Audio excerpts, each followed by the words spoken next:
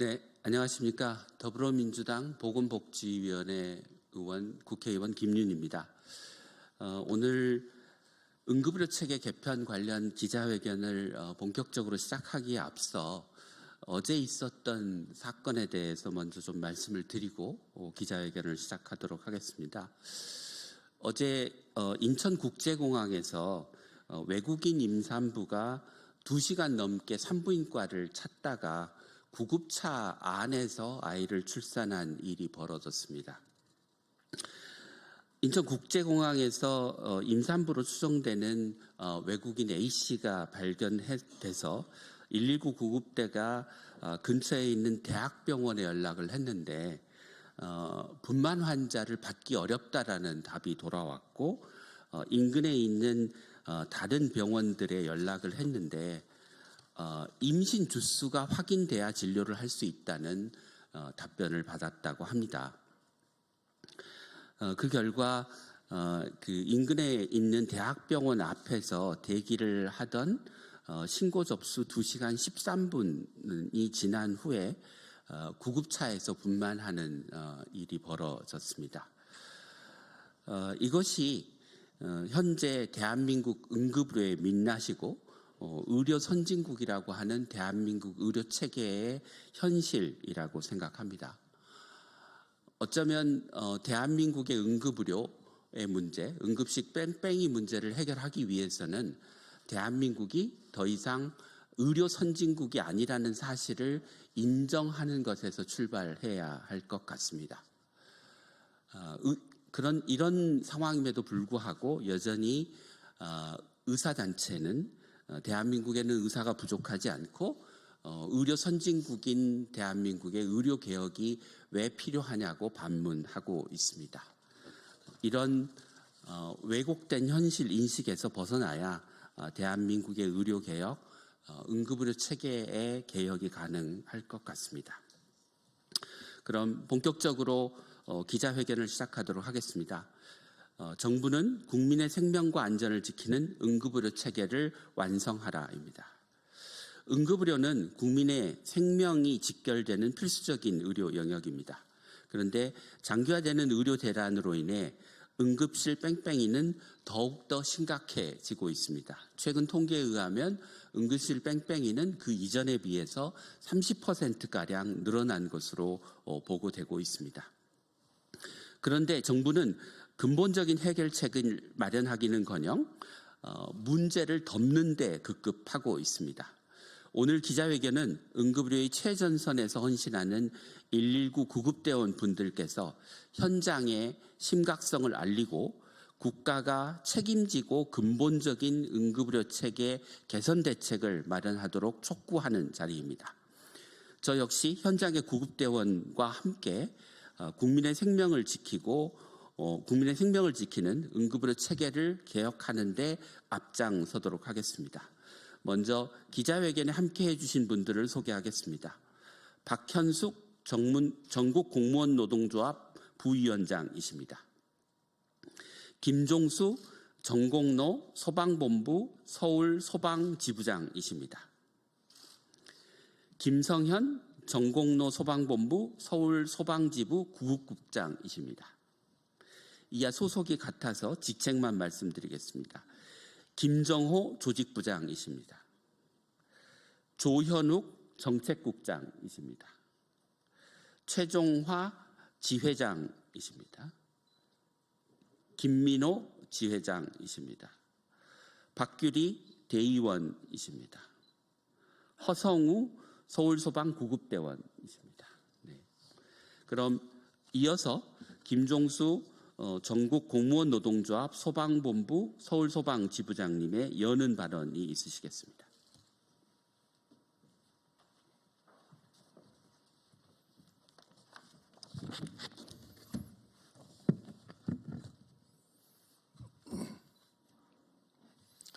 안녕하십니까.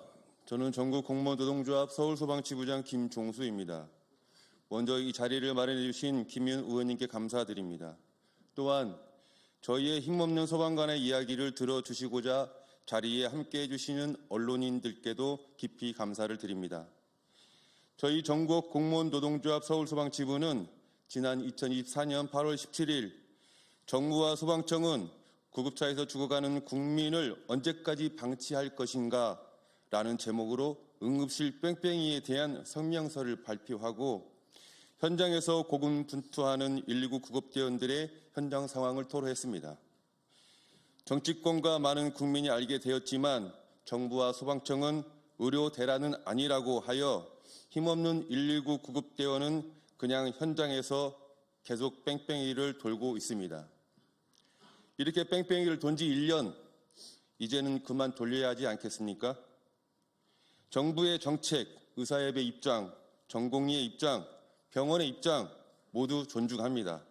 하지만 현장에서 응급 환자를 응급처치하며 2차, 3차 병원 단계의 치료를 받게 해야 하거나 확인이 필요한 것이 현장 상황입니다. 그럼에도 우리 구급대원은 1년이 지난 지금까지도 직접 병원에 전화를 걸며 응급 환자를 받아줄 곳을 찾아다니고 있습니다. 과연 이게 맞는 것일까요?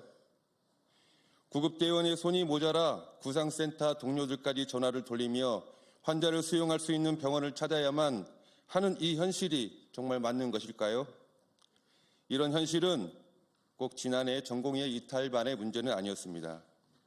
언제부터인지 모르겠으나 코로나 전부터 우리 구급대원들은 병원에 먼저 전화해서 환자의 수용 가능 여부를 확인하면서 다녀야만 했습니다. 저희는 국민의 생명과 안전을 지키는 공무원이라는 119 구급대원이라는 작은 사명감이 있기에 코로나 상황에서도 의료 대란 상황에서도 묵묵히 국민을 위해 일해왔습니다. 하지만 이제 우리 구급대원들도 많이 지쳤고 사기는 떨어진 지 오래입니다. 사명감마저도 이제는 안간힘을 쓰며 찾아내야 하는 지경에 이르렀습니다. 이렇게 우리 구급대원은 참담하게 지난 시간을 보낼 수밖에 없었습니다. 힘든 시간을 보낸 것은 우리 구급대원들뿐만 아니라 능것 다 알고 있습니다. 응급실에서 사투를 벌이고 있는 응급의학 의사 선생님, 간호사, 모든 응급의료에 종사하는 의료인들은 모두 힘든 시간을 보내야만 했습니다. 이런 상황 속에서 피해의 몫은 오로지 국민들에게 돌아갔습니다. 어떻게 하면 이 문제를 해결할 수 있을까요? 비응급 환자도 있지만 응급 환자도 많이 있습니다. 병원에 이송하지 못하고 집으로 돌려보내야 하는 상황도 있었습니다. 제대로 병원에 이송되지 못해서 더 안 좋아지는 상황도 있었습니다. 정부에서는 이제서야 의대 정원을 고정하고 전공의들에게 돌아오라 하고 있지만 이탈해 있던 전공의는 돌아올 기미가 잘 보이지 않고 있습니다. 시스템은 엉망이 되었고 우리는 모두 자기 탓은 외면하고 있는 상황입니다. 생명을 살리는 응급의료는 중요합니다. 그 응급의료는 119 구급 현장에서부터 출발합니다. 그러므로 제대로 된 병원 단계의 치료를 받기 위한 이송 체계를 갖추는 것은 중요합니다. 우리는 새롭게 시스템을 재정비해야 합니다. 지금이라도 늦지 않았습니다. 지금의 시스템과 법의 규정을 정비해야 하며 정부와 의사협, 전공의, 응급의사협, 그리고 우리 소방은 다 같이 모여야 합니다. 정부는 119 구급대원이 정말 열심히 일할 수 있게 응급의료 체계를 정비하고 국민이 제대로 된 치료를 받을 수 있는 시스템을 만들어 주시기를 바랍니다. 감사합니다.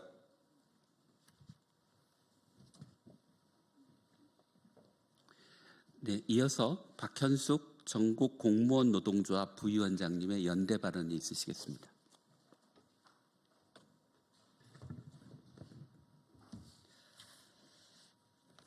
감사합니다. 안녕하십니까. 전국 공무원 노동조합 부위원장 박현숙입니다. 응급실 뺑뺑이 언제까지 지속될 것인가.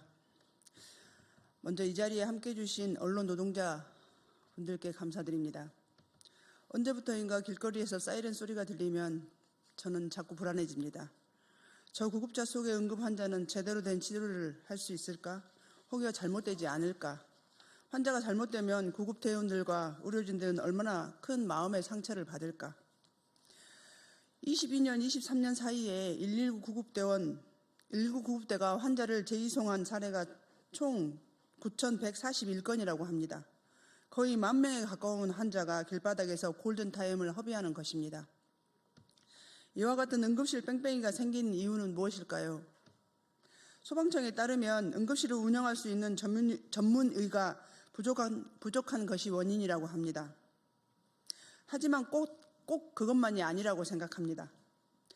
정부가 발표한 일방적인 의료 정책, 윤석열 정부의 단순한 국면 전환용으로 발표했던 필수 과목 의사들이 사라지는 모순에 대한 근본적인 해결책 없이 단순히 의사 숫자만 눌리는 하나마나한 의사 정원안을 내놓은 것이 문제라고 생각합니다. 이 정책은 바로 의료 대란으로 이어졌으며 국민들과 많은 의료인에게 실망과 좌절을 안겨주었습니다. 병원 응급실에서는 환자가 이송되어 와도 치료할 의사가 부족하여 치료를 바로 할 수 없는 상황이 발생되었고 119 구급대원은 응급 환자에게 적절한 치료와 진료를 해줄 수 있는 병원을 찾지 못해 몇 시간씩 길거리에서 전화를 해야 하는 황당한 상황이 발생한 것입니다. 환자의 가족은 병원을 찾아 헤매는 이 현실에 망연자실했습니다. 환자, 가족, 구급대원, 의사 모두 불행하게 만들어버린 이 상황을 끝내야 합니다. 이 상황을 끝내기 위해서는 이제 우리 모두 나서야 합니다. 현장에서 제일 먼저 응급 환자를 만나는 것은 119 구급대원입니다. 그런데 응급의료 체계에서 제일 먼저 환자를 대면하는 119 구급대원을 외면하고 있습니다. 정부와 의사의 의정 갈등이 해결된다고 응급의료 체계가 해결되는 것이 아닙니다. 응급의료의 첫 시작은 바로 현장에서 묵묵히 일하고 있는 119 구급대원부터 시작되어야 합니다.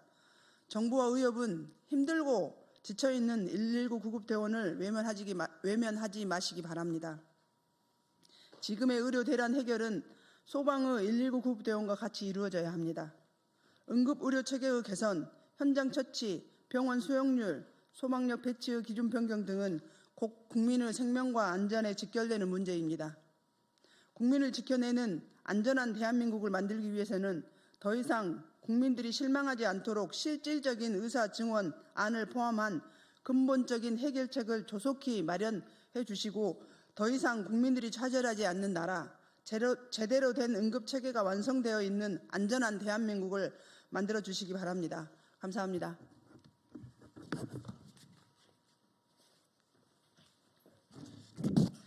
이어서 기자회견문 낭독이 있겠습니다.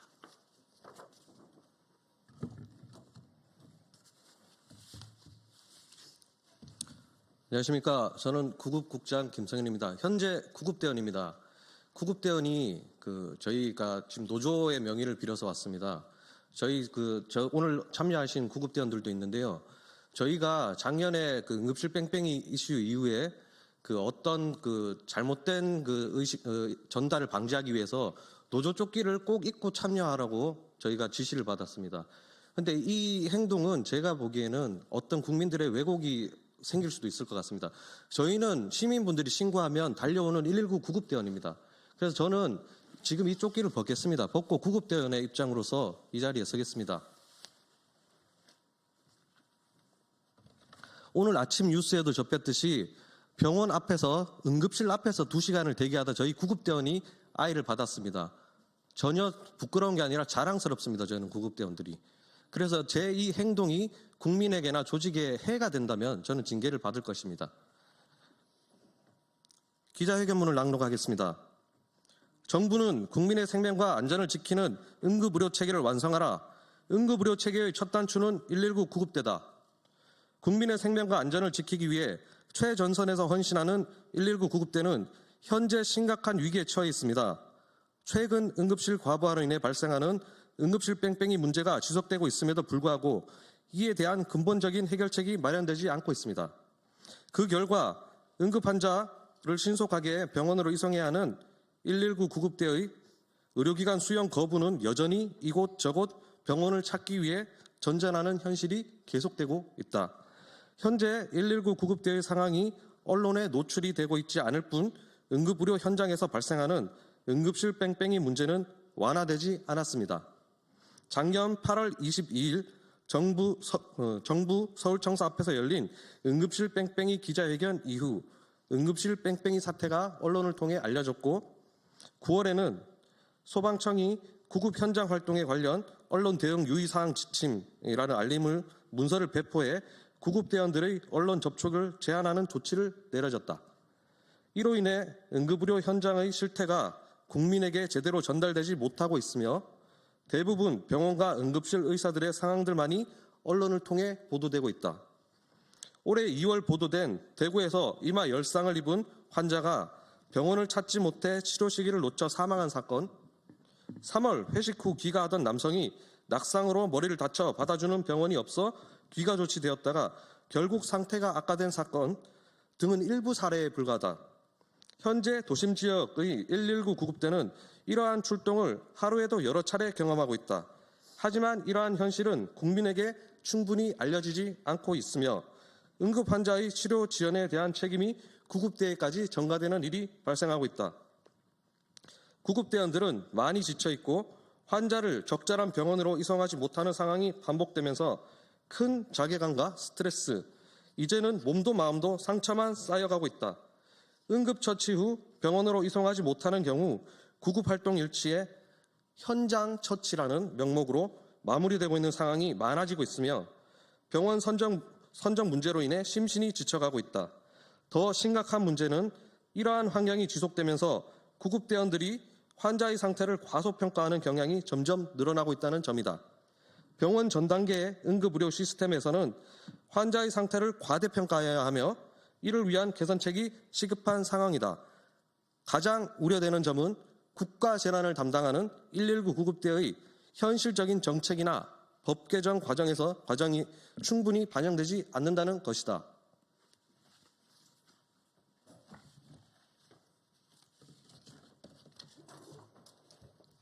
현행 응급의료 관한 법률에 따르면 응급의료란 응급환자가 발생한 때부터 생명의 위험에서 회복되거나 심신상의 중대한 위해가 제거되기까지의 과정에서 응급환자를 위하여 하는 상담, 구조, 이송, 응급처치 및 진료 등의 조치를 의미한다. 하지만 정부가 응급의료 개선을 논의할 때 응급실 이전 단계인 상담, 구조, 이송, 응급처치 등의 중요성은 간과되고 있다. 119 구급대가 현장에서 겪고 있는 문제점들은 어제 오늘의 일이 아니다. 코로나19 팬데믹 이전부터 지속되어 온 문제들이 의정 갈등으로 더욱 심화한 것뿐이다. 단순히 의사와 정부 간의 갈등을 넘어서 국민의 생명을 지키기 위한 실질적인 대책이 마련되어야 한다. 응급의료 시스템이 더는 방치되지 않도록 119 구급대의 현장과 정부, 의료기관이 협력해야 한다. 이에 전국 공무원 노동조합 서울소방지부는 다음과 같이 제안한다. 첫째, 정부는 병원 응급의료 능력 평가를 강화하고 병원의 응급의료 능력을 평가할 때 119 구급대의 환자 수용 및 이송률을 반영한 평가 항목을 즉각 도입하라. 도입하라. 둘째, 정부는 통합된 정확한 병원 정보를 119 구급대에 제공하고 병원 정보 시스템의 수용 불가 사유를 명확히 표시하도록 조치하라. 셋째, 정부는 119 구급상황센터에서 병원 선정 시 강제력을 가질 수 있도록 법적, 행정적 권한을 부여하고 이송 지연, 이송 불가 상황이 누락되지 않게 파악할 수 있는 시스템을 조속히 마련하라. 우리나라 응급의료 체계의 첫 시작은 119 구급대에서부터 시작한다. 정부는 119 구급대의 현장 의견을 적극적으로 반영해야 하며 우리나라의 응급의료 체계를 전면적으로 개편하고 개선하는 데 즉각 나설 것을 촉구한다. 119 구급대는 국민의 생명과 안전을 지키기 위해 오늘도 최선을 다하겠습니다. 2025년 3월 17일 전국 공무원 노동조합 소방본부 서울소방지부.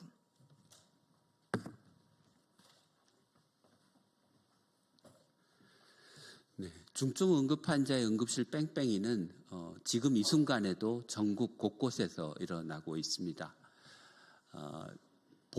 언론에 보도되지 않는다고 해서 일어나지 않는 일이 아닙니다. 저희가 이런 응급실 뺑뺑이 문제의 근본적인 해결을 위한 토론회를 내일 전국 공무원 노조 소방지부와 함께 내일 오후 2시에 개최할 예정입니다. 내일 토론회에도 많은 관심을 가져주시면 감사하겠습니다. 감사합니다.